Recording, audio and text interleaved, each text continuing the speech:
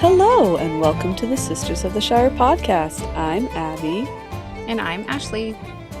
And our podcast is all about talking about our love of Tolkien stories and maybe introducing or helping you through some that you might have missed.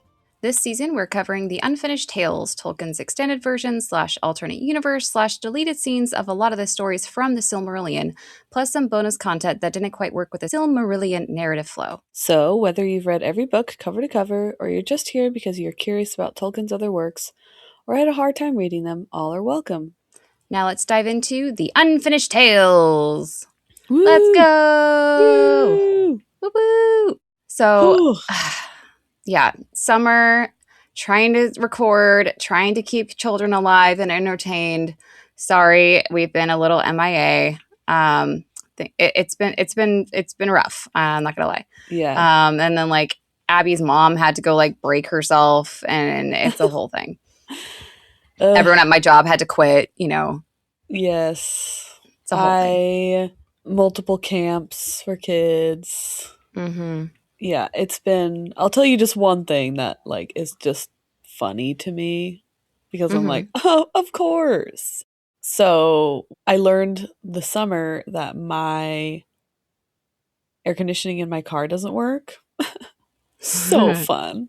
And so it's, the car that I have the children in with me a lot. So we have to like roll down the windows and it's just not great. And then we did a sports camp a few weeks ago at the end of June, and for some reason our state decided, hey, let's have a heat wave. It was like 95 and my kids had an all-day sports camp outside on turf fields. It was miserable. It was miserable. But they had fun. The coaches were great. They like did water breaks every like 10 minutes. But this is 95 for the Pacific Northwest, you guys. I know like I've seen videos of like people's like car like tires melting and their shoes melting to the asphalt and cracking an egg on the sidewalk. This went from this is 70 degrees to 95 degrees in like the span of a day. So we weren't prepared for it. And plus, we don't have air conditioning in my car, so it was like, bleh. And my kids were out on turf all day, so it was very, like... That ground-up tire gets real hot and real smelly real fast. And it reflects the sun. It's very, like, bleh. Yep. So, at the end of the camp, we were all sweaty and hot, and I was like, okay, let's go home.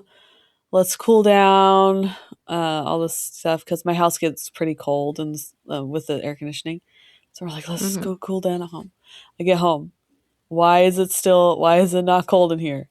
I look at the thermometer on the thermostat. It's 85 degrees in our house. And I was like, what is happening? Oh, the air conditioning broke in our house. Okay, cool. Did not know what to do because it is a heat wave outside. Okay, I guess we're just going to stay inside and I guess it's like 10 degrees cooler inside. And so we suffered through the whole week with no air conditioning in the house. Ugh. And then we get the guy to come out to look at it, and he goes, oh, your warranty expired last month. We're like, okay, cool. And then we left on a road trip to go to my in-laws in Utah, which is like a 13-hour drive in the summer through desert to get there. And in our other car, which does have air conditioning, our other family car. And then, wouldn't you know it, that air conditioning breaks in that car. You thought you could escape the heat. I know. I'm like, oh, geez. Oh. And it was so funny because on our way home, our trip back, when we were leaving, my husband's mom is very loving and generous, and she, will pack up a whole cooler for us of food she's made and all that stuff. And she like one of her favorite treats that we always get in Utah is their Utah truffles, and they're like little bite-sized chocolate truffles that are made there, and they're so good. And she's like, I got you a treat, and she gave us like a Costco-sized bag. That thing was liquid, like literally like 2 hours into our trip. I was like, I thank you. We're going to have to wait till we get home to put it in the freezer. And then we're going to have little, like, you know, when you chocolate melts and you try to put it in the fridge or the freezer and it's like flat. You know what you should do is you should like break it up with like a hammer or like a rolling pin or something like that and like sprinkle it on ice cream or something. Ooh, or put in cookies or something. Yeah. Okay. I see that. Get it. But it was just like, hey, of course. We have no air conditioning in any comfortable space for my family. None of our cars, our house, like nothing. You have to live like a peasant. I know. And it was, oh my gosh, I was so embarrassed when it was that really hot day and I had been outside with the kids for their sports camp because I had to stay because Oakley was there. I learned not to wear a light gray shirt. And I went to like Marshall's or something to get something for whatever. And I saw like a family that I knew, like mom, dad, kids. And I was like talking to them. And then I went to the dressing room to try on a dress I was looking for. And I looked in the mirror and my pit stains from being hot all day were down to my waist. And I had been talking to this family. I didn't even know that's what I looked like. I mean, they're not going to say, sorry. Yeah. But it was just so funny because I was like, they're like, oh, how are you doing? I'm like, oh, I'm just pretty hot. I've been outside. And they were probably There's like, something on my face. We can tell. Oh. You freak. It's going to be okay. Yeah. But then, like, what do you wear? Black? And then black, you know. Yeah. It's a whole thing. But it was just very like, oh no, I should not wear this. See, ours, it's been like 80 some days. I think got up to like 85 yesterday, but then it keeps going back down to like 70. It's just like, no, just kidding. No, just kidding. A little smooch from the sun. That's all you get. Yeah. That's all you get. Yeah. A little mwah. But that's it. Yeah. Jealous. It was 90 degrees yesterday. Oh, gosh. So real quick, just because I know the fellow nerds will appreciate this, I sent you a video earlier today. So I raised my daughter right, and she has been playing Zelda Ocarina of Time. She has been playing it on the Switch lately just because it's more portable, and you know those N64 controllers are, you know, wired and stuff. But it is still the Ocarina of Time, like, I still think that counts. So she started playing it by herself the other day, and she beat the freaking Deku Tree boss all by herself. It was a proud mama moment. She did the whole, I want to say temple, but that's not the whole tree by herself. Yeah, Lizzie. And so she, I'm not sure if you ever played the Zelda Ocarina of Time, the Deku Tree boss is like a freaking spider. It's very creepy. It used to creep me out as a kid because it like climbs on the ceiling and then, you know, has this big eye and it's all creepy crawly. And then it like has births these like creepy looking babies. Like it's a whole creepy thing. So she's trying to amp herself up for the boss, and bless her little heart, she's like having a panic attack. She's like crying. She's like, I'm just so scared. I'm just so scared. I'm like, it's okay. We don't have to do this right now. No one's forcing you to do this. She's like, but I want to do it. You will, but I'm just so scared. If you fail though. So just let you know. I know, like part of me was like, is this how she thinks I am? That I'm like making her do this? But I was like, we don't have to do this. I'll be there every step. She's like, will you just do it for me? I'm like, you will be so proud of yourself. You must learn, young one. You must learn to face your monsters on your own. Yes. So I took a teensy little video at the end, not of her face or anything, because I didn't want her to see it. But I was just so proud of her, and just like she was so scared, but at the same time she wanted to do it, and she did it. And I was so proud of her. Yeah, you beat that pixelated spider lady. Go, Lizzie. It's pretty scary. I don't understand why they made all the characters in Zelda freaky looking. Moon? Shadow Temple. Yeah. So I just had to share that for the fellow nerds out there. Good job, Lizzie. So I'm proud of you. I was pretty proud too. You're the hero of time. Okay, so on to Tolkien. So how much do you remember of the last time we recorded? Because it's been a hot minute. I know we talked about Galadriel and Celeborn. That's what I remember most. So we talked a bit about how they met, the different versions of how they met. One was Celeborn was a Nandor elf. One, he was a Sindar elf. Another one, he was a Teleri elf. It was like all over the place. But in the end, I think the most like known, agreed upon one that makes the most sense was that Galadriel was just visiting Doriath, her distant relation Thingol. I think it was her grunkle. And there she met Celeborn, who was also, I think, Thingol was his grunkle as well, I believe. So distant related, but not close enough to be gross. And their family crest. Their family yes. Related enough for it to not be gross. Yes. Let me find that needle, point that on a pillow. Yes. So that's kind of where we left things, is among these many versions of all of these things that makes this section so difficult. So hopefully you are liking the different, alternate, possibilities that were in Tolkien's mind. If not, I'm sorry that this is... That's not our fault. That's literally what he did. Yeah. So today we're going to talk a bit more about Galadriel and Celeborn's life after they met. So up to this point, we've talked about Galadriel's character, the different versions of her life story, how they met. Now we're moving into their life together during the Second Age. So before we begin, Christopher gives us a bit of a disclaimer about what we're about to read. He says, quote, "The text bearing this title concerning Galadriel and Celeborn is almost the sole narrative source for the events in the west of Middle-earth up to the defeat and expulsion of Sauron from Eriador.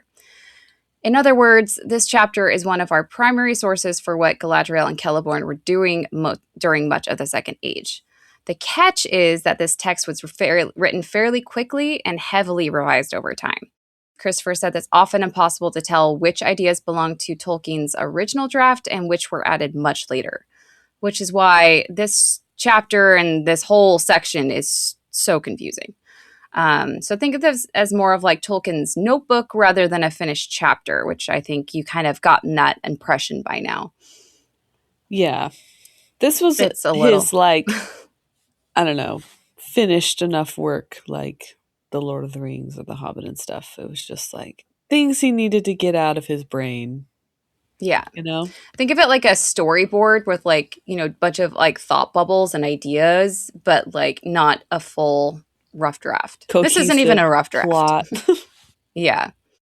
Galadriel, according to the most agreed upon story, is Galadriel was welcomed into Doriath, like we talked about, because she was related to King Thingol through her mother, Eärduin, and also because her dad, Finarfin's people had not participated in the kinslaying at Aqualonde, which is a key thing because they, Thingol was a little offended that his kin were slain. Funny enough. Who would have put it past them, Yeah.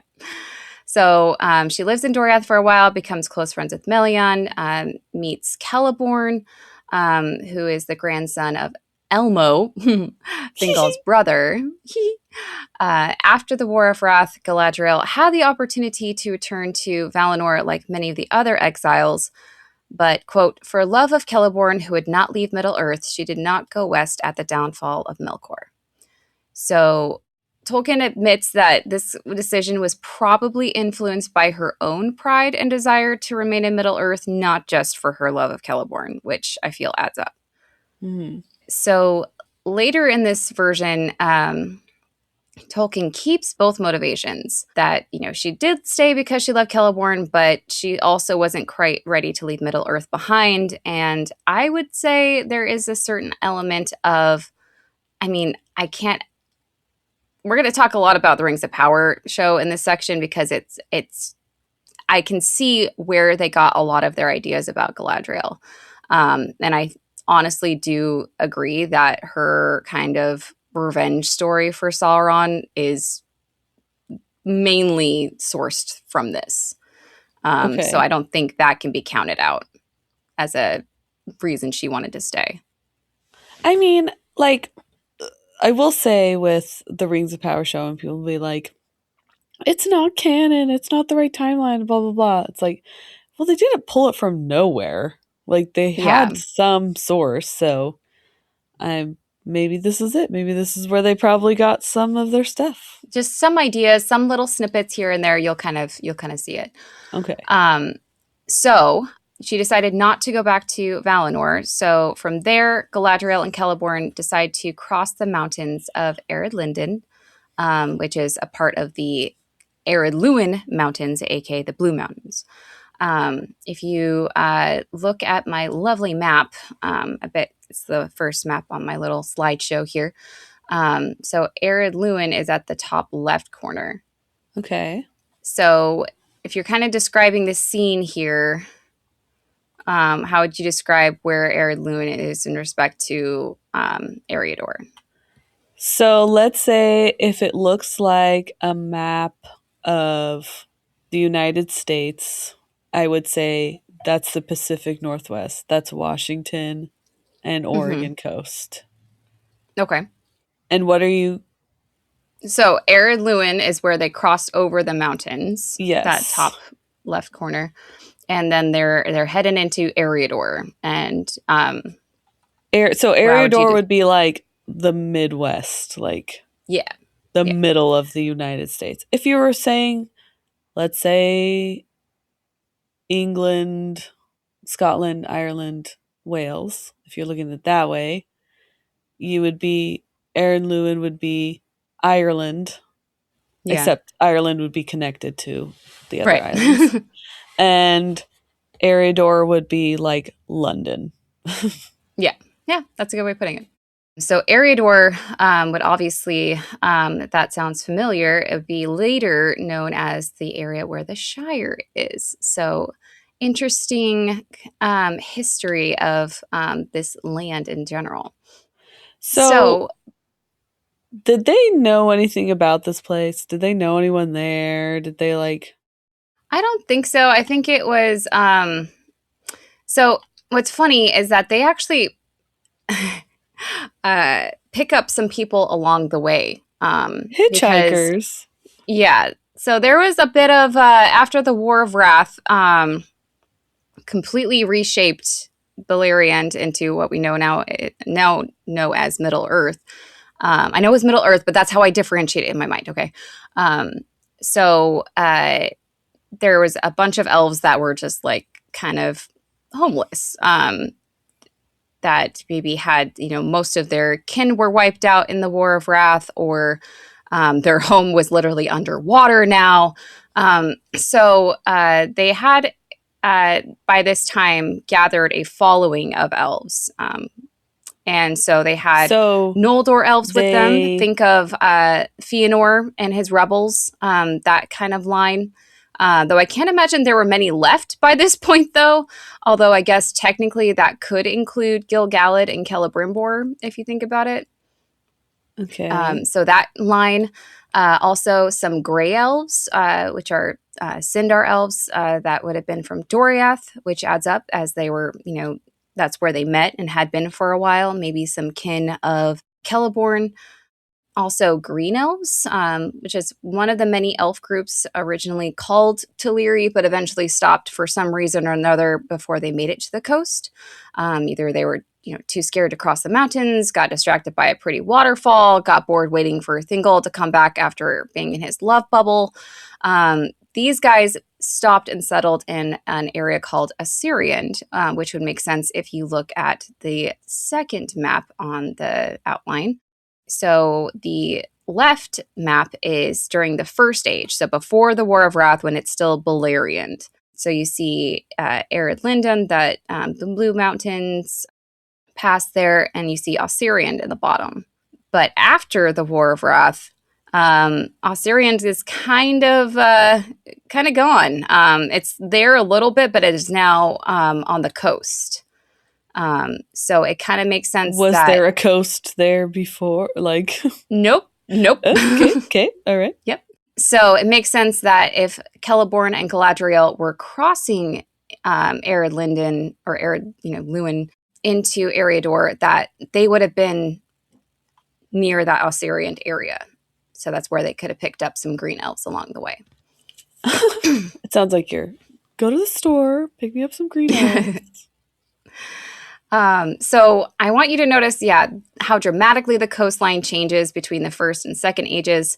Because, those Osirian elves that had been, mainly inland, living in some, kind of lovely forest area, are now all of a sudden beach lovers because they're on a coastline. That would be insane. Like, there are no humans alive, really, that ever have gone through the, changing a cataclysmic change like that. Yeah. To be like, suddenly you live next to a huge body of water that wasn't there before. Yeah. It's wild. So among all of these elves, like I said, we have Noldor elves, Sindar, green elves. I imagine quite a party. And if you think about it too, I'm sure there were a lot of different stories based on where you were in Beleriand in the First Age. I mean, just think of the events of, the Silmarils, or think of the events of the Battle of Unnumbered Tears. Like, some were involved, some weren't. You think of the Sindar elves, they were in Menegroth or Doriath, where it was kind of in that girdle of Melian, where they were kind of cut off from everyone and they didn't involve themselves. And the Noldor elves were deep in the thick of the battles. So just think of the different catching ups or timelines or perspectives of different battles that they could have had. I just imagine that conversations, all those conversations. Just think of the different leaders that they would have had over times, notable elves in their groups. So oh, you knew Fëanor? Yeah, I knew Fëanor. Craziness. So this group of misfits cross the mountain of Ered Lindon and come into Eriador, and they settle by a lake called Nenuiel. Easy. First so try. Easy. AKA Lake Evendim, which translates to twilight water.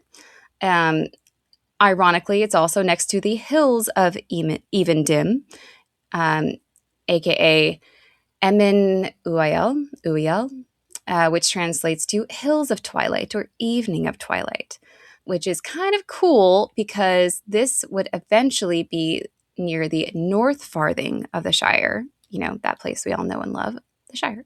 Oh. Later, there's going to be something there, but that's not really important right now. But in case you're like, there's a cool battle that happens there later. We know. It's hold on. We know. Yeah.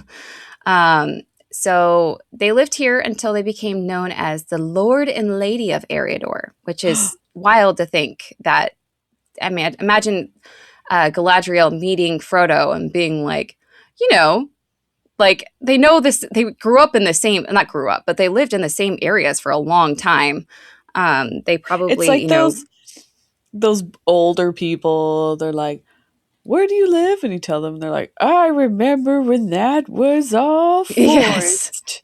And then they chopped it all down, and now they made a school. Yes. Stuff like that. I could, it's very, I could see them being like, I remember when there weren't anybody living, and the Shire was I was the Lord. Hills, I was the Lord and Lady. Else. Yeah. So eventually, they supposedly had a son during this time, which isn't a well-known well-concreted fact, I would say. This is just kind of one of Tolkien's ideas. No, she did have a kid, because then how could she be Elrond related to Elrond? We're getting that. Okay. We're getting there. Okay. So they supposedly had a son during this time between the years 350 and 400 of the Second Age, and his name was Amroth. Translation's not really clear, but possibly Upclimber, which doesn't make sense. This is a confusing addition, as I'm sure you're wondering. Sorry. Because like Abby, or maybe like you, the audience, you're like, I thought she only had a daughter, the one that ends up marrying Elrond. Well, her story is a little fuzzy too. She might have been born around this time in Eriador as well. Not definitive. Both characters never were really figured out by Tolkien. He kept revisiting their stories throughout his life, writing different versions at different times. Rather than choosing just one, Christopher just included all the different ideas to compare. Thank you, but also that made it really confusing, Christopher. So thank you, but no thank you. So more on Amroth and Celebrimbor in another episode. So sorry, we're going to put a pause on that.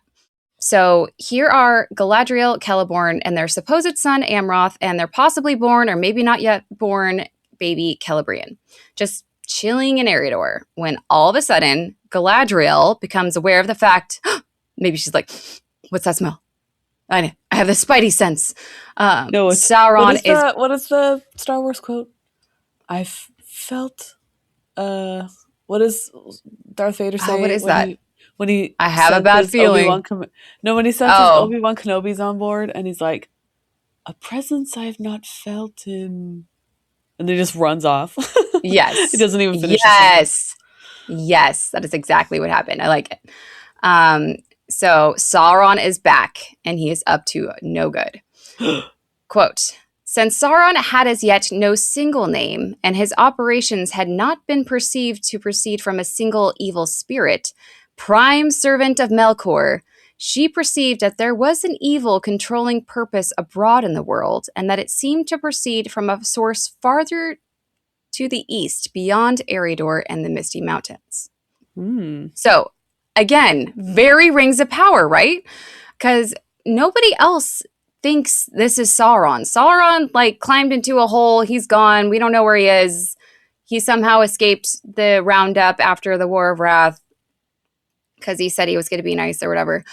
So Galadriel simply perceives that, you know, there's evil stuff at work, and you know who's behind it.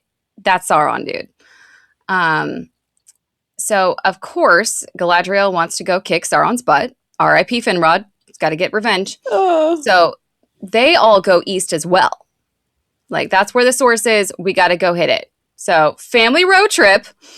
Although calling it a road trip makes it sound like this has happened, like, over a weekend. This journey actually took years before they finally reached Eregion. What travel songs did they sing? What car games did they play? Who slept the whole way? Who smelled? What car snacks did they have? I have so many questions. Just berries and lambus, and that she knew how to make from Melian. And then they're like, I spy with my little eye. And it's like, is it miles away? Can I, like, it's like so far away. You remember that scene in Brother Bear when the meese are playing I Spy? It's like, I spy with my little eye something green. Tree? Yeah, you got it again. Yeah. Exactly. Or what does he say? He's like, something brown. He's like, is it me? Yeah. A very underrated movie. Just those two guys alone are worth it. So it is around the year 700 of the Second Age, quite the road trip, that they arrive and establish the mainly Noldor elf settlement of Eregion.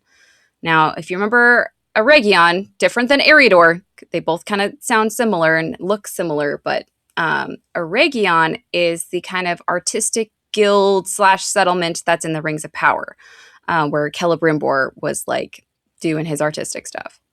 Being all artsy, he was doing his thing. Fartsy. Yes. But the reason that Tolkien gives as to why they chose to settle here is very interesting to me. So, if you remember in The Rings of Power, that Eregion is actually fairly close to Moria, aka Khazad-dûm. Well, it In seems the Rings that of Power, you see that. You see that it's yeah, very close. yes.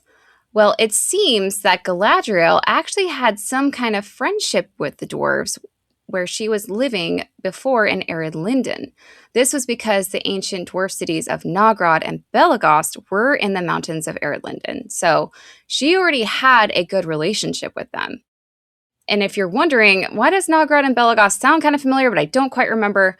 So back when it was the First Age, those were the main dwarf cities. They did not do well in the First Age, mainly because there was the whole Thingol Silmaril incident with the Nogrod dwarves in Doriath. It was like kind of a massacre type thing. Thingol was a jerk. The dwarves wanted their stuff, their money back. It was like a whole thing. And then in the Battle of Unnumbered Tears, the dwarves of Belagost fought really hard in that battle, and they lost a lot of their people, including one of their main dudes who did his best to fight. What was that dragon's name? The dragon that what was that dragon's name? The gold dragon. You know what I'm talking about? Okay, well, that dude, that dragon, that guy, and that dragon. Yes. So what remained of their strength of the race of dwarves from Nogrod and Belagost, they moved to Moria, aka Khazad-dûm. So the problem with that, though, is while Galadriel was on friendly terms with them, Celeborn, being from Doriath, wasn't really pro-dwarf because of the whole incident with Thingol and the massacre of the dwarves and the Thingol. So even though the dwarves that were involved in that were more than likely dead or not in actual Moria, like they probably just, weren't sticking around, it did leave them innocent, but Celeborn still had a problem, which I kind of get, but also these are the good guys and they're your wife's friends, so just suck it up, dude. So they were pretty innocent and were actually on relatively good terms with the elves, but Celeborn was a little hesitant. Wait, Galadriel. Side note. The dwarf was Azagal, and it was Glaurung. Yes. Glaurung, thank you. Dragon. Yes, because the dwarves had good helmets and masks and armor for dragons. I remember this. Yes. Okay. Yes. Okay. So Galadriel was either not as affected by the incident because it wasn't her actual kin, she probably wasn't around when it happened, or she used that gift of discernment that she was born with into people's hearts and minds, and she could tell that these dwarves were cool. Or she also had the foresight to know, hey, we're going to need all the allies we could get against this Sauron dude, so let's just be friends and forget, the past. Yeah, come on. That's easy enough. Yeah. Quote, she perceived from the beginning that Middle-earth could not be saved from the residue of evil that Morgoth had left behind him.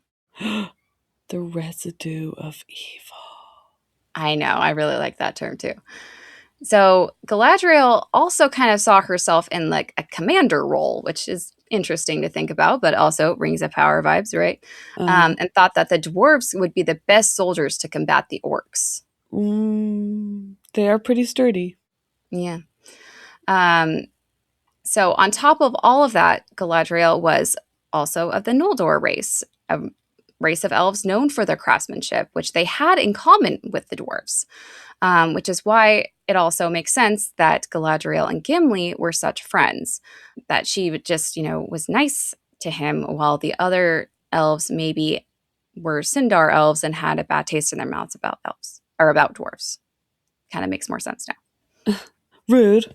Yeah. Quote, she had a natural sympathy with their minds and their passionate love of crafts of hand, a sympathy much greater than that found among many of the Eldar. The dwarves were the children of Aule, and Galadriel, like others of the Noldor, had been a pupil of Aule and Yavanna and Valinor.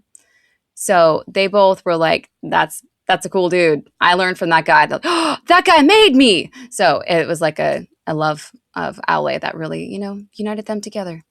I think it's really cool that she got to be a student of his, dream.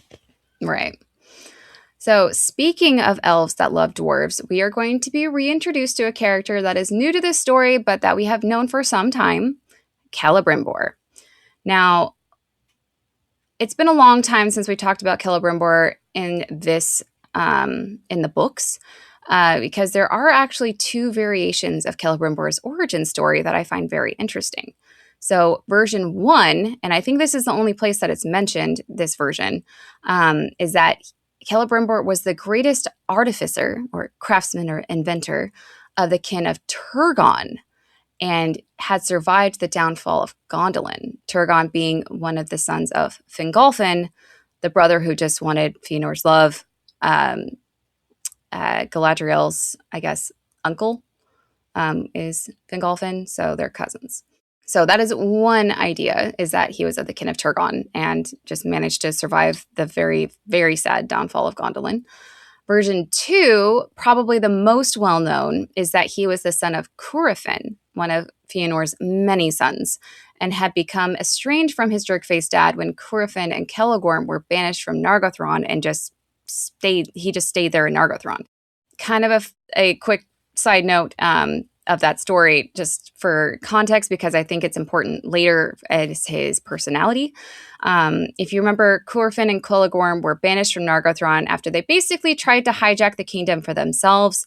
While Finrod honored his oath and was in charge of Nargothrond, he left to help Beren recover a Silmaril. Curufin and Celegorm stayed behind, tried to seize political power, imprisoned Luthien, and just kind of hoped Finrod would die so that they could keep control. Generally made every selfish decision imaginable. Their own dog left them. So that sounds so sad. Yeah. So once the truth came out sounds after like a country Finrod's song. So once the truth came out after Finrod's death, Orodreth, Finrod's brother, and the people of Nargothrond kicked Celegorm and Curufin out.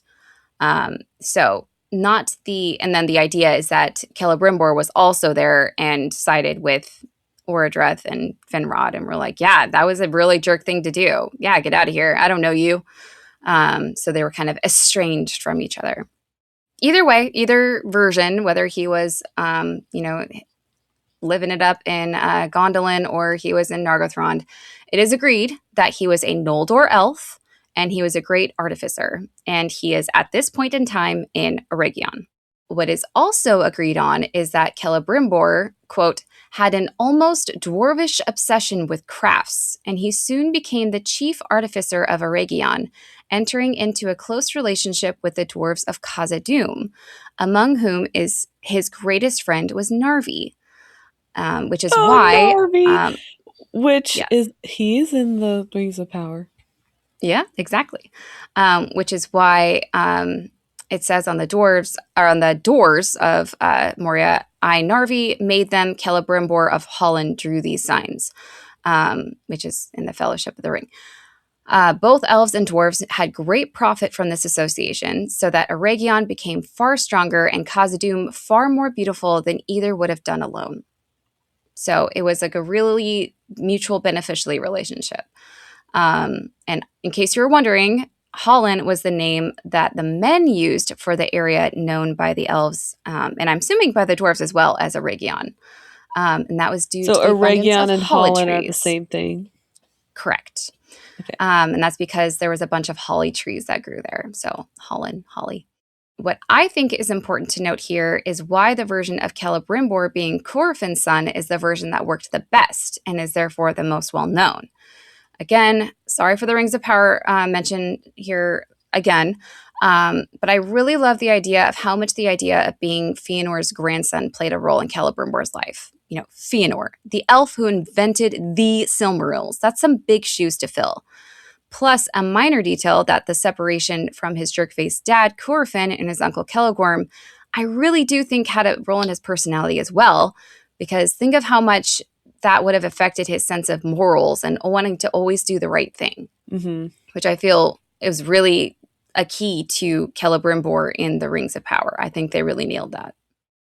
Anyways, the contradiction of storylines here is that in neither the Lord of the Rings nor the Silmarillion of the Rings of Power section is there any references to Galadriel and Celeborn being in Eregion, let alone being the founders or lords of it.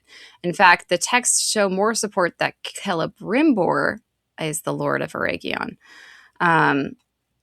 It's just probably one of the biggest which they show contradictions. in the show.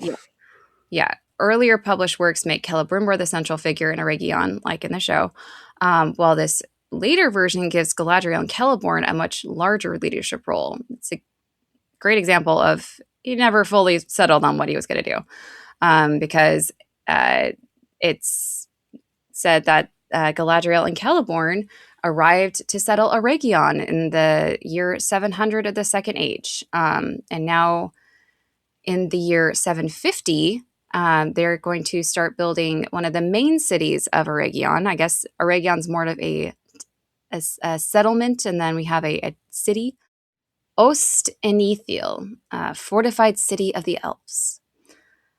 Now, all of these developments in Eriador eventually got back to Sauron, which made him feel a little nervous. But the fact that the Númenóreans were becoming friends with Gil-galad, what we've talked about a lot in Aldarion chapter, then again, Aldarion, mentioning again, was starting to make his settlement, Vignalande. So he sees that the elves are working together with the Númenóreans. The Númenóreans are even making themselves at home in Middle-earth. So maybe now is not the time to take care of this Eriador problem, because the Eriador placement, while it is next to the mountains of where Moria is, just on the other side, is also not too far from Mordor. So he's like, they're getting closer. Because from Sauron's perspective, all of a sudden, the free peoples of Middle-earth are starting to work together. Even the dwarves, they're starting to work together and become stronger through their alliances. So charging in too early would have been a terrible idea. So he decides to lay low and build up his forces in Mordor. Quote, then, when he felt himself to be secure, he sent emissaries to Eriador, and finally, in about the year 1200 of the Second Age, came himself, wearing the fairest form that he could contrive. A.K.A. enter Anatar. Anatar. Beauty. Such beauty. It's so funny that they're like, I know how we'll get these people to follow me. Make me beautiful. Yes. I know how I'll get armies to follow me into battle. Make me irresistible. Yes. Gorgina. I'm thinking blonde. Yes, extensions? Blonde. Long extensions? Hair. Yes. Okay. So funny enough, that's actually where I'm going to leave you today. This seemed like the best cutting off point. Plus, it's just getting more confusing. Beautiful Anatar. I know. Plus, it's very confusing in the different versions, so I'm trying to keep it short to not overwhelm. So, yeah. So, thank you for. Oh, go ahead. I was gonna say, but I agree with you that it's very Rings of Power. You could see if they pulled it from this section. Yeah.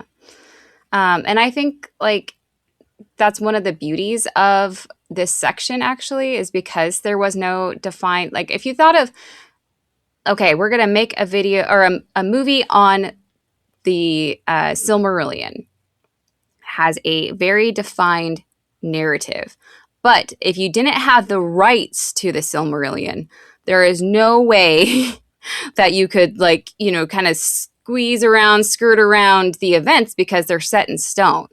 But with the Unfinished Tales, not so set in stone. So more wiggle room. Although apparently we might be getting the rights to the Silmarillion. So hold on to your butts. That'd be awesome. Yes. So thank you for joining us on this journey through Middle Earth. Don't forget to follow us on Instagram at the Sisters of the Shire Podcast.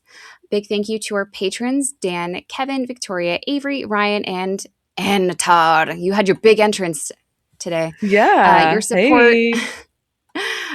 We really appreciate your support. It really helps our podcast costs. So we really, really thank you. Thank you. Thank you. If you would like to support the podcast and become part of the fellowship, you can check us out on patreon.com/Sisters of the Shire Podcast, starting at just $3 a month. Just $3. What can you even get for $3 now? Like maybe a soda, maybe. You can't even get a candy bar for $3 anymore. I mean, really though. You can get 2 things from the Dollar Tree. That's about it. The $1.50 or tree. Yes. Or you could support our podcast. So $3 makes you an elf friend of the Shire, $7 makes you a dwarf friend of the Shire, and $9 gets you in as one of our women friends of the Shire. And it comes with a lot of perks. Unfortunately, the perks do have to be for the paying tiers. But yeah, we're always thinking of fun things for our patrons. Abby usually comes up with some cute little artsy project. We have you guys on for trivia or just fun little things every once in a while. So yeah, consider joining the Patreon. If you can't join the Patreon, the least you could do, I couldn't think of another way of saying that, is leave us a rating or review, or add us, or on Instagram or TikTok or anywhere that really just spreads the word. Anything like that really helps. Yeah. Yeah. And hopefully you guys are staying cool out there in the heat. But if you're going on like road trips, you're doing gardening outside, or you're trying to keep your kids entertained while they're home with you all summer long, turn us on. Like, flip us on onto your speaker and in the car and in your home, and I promise we're trying to be as entertaining as we can through this kind of not so super fun. And what is the word? What are you talking about? The Unfinished Tales is super fun. What are you talking about? It's not boring. It is totally cohesive and easy to understand. So not confusing. Oh my gosh. Like, keep up. You know what I mean? Like, just get your Eriador. Like anyone could do. Like, it's hard. Yeah. And your Finrods and Feligans and Feanors and all your yes. Just learn a book, as we say in our family. Learn a book. I like it. But as far as we're family friendly. We're family friendly. I rarely swear on this podcast. I mean, give me a medal. We do call people dumb in the book sometimes, but they deserve it. As far as we'll go, they deserve it though. But Ael will always be a-hole to us. Always. And you know, it's just they've wrote their own destiny of being dumb. So we're just calling it like we see it. Yeah. So as far as world news goes, France overtook Japan. Romania overtook Switzerland and India. Russia overtook South Africa. Interesting hair there. Curacao must have gone through some kind of listening binge because they were 80th and now they are 69th. Whoa. So, yeah. Keep listening, guys. Keep climbing that ladder. Yeah. Yeah. Wakanda, come on, man. You're making me look bad. Wakanda, we try and we try. Can only do so much. Oh, who are you following World Cup? We're watching it right now. The kids are watching it downstairs. No. Nate thinks soccer's boring. I don't have the time, or I would. Well, I'm going for England to win over Argentina this match. Oh. So I like it. Yes. England. Sorry, Argentina fans. Sorry. Messi just has been in the spotlight for so long. Give someone else a chance. Oh, that's funny. So that was the Messi one. So we were at the Hard Rock Cafe, and that was the toy that came with the kids' meal. It was like a little Messi doll or a action figure thing. Awesome. Mm-hmm. Mm-hmm. That's awesome. Yep. I am a lover of Coca-Cola, and right now bottles of Coca-Cola on the inside of the label have stickers of players for the World Cup, and there's I think it's 12. I think it's the top, most popular players of the whole thing. But it's so funny because so Fox has been collecting them if I have them, and he's trying to get all of them. And Luna's like, Mom, how come? Because they're sports photographs of them, them playing. So it's in motion photos, or whatever. She goes, why are they all screaming in all of their photos? I'm like, I don't know. They do that sometimes. That's just how it is. Yeah. But thank you for listening. Ashley, thank you for teaching me today. You're welcome. Until next time, I've been Ashley. And I've been Abby, and this has been the Sisters of the Shire podcast, and we are so happy you joined us today, and we hope you can join us next time. Bye! Bye!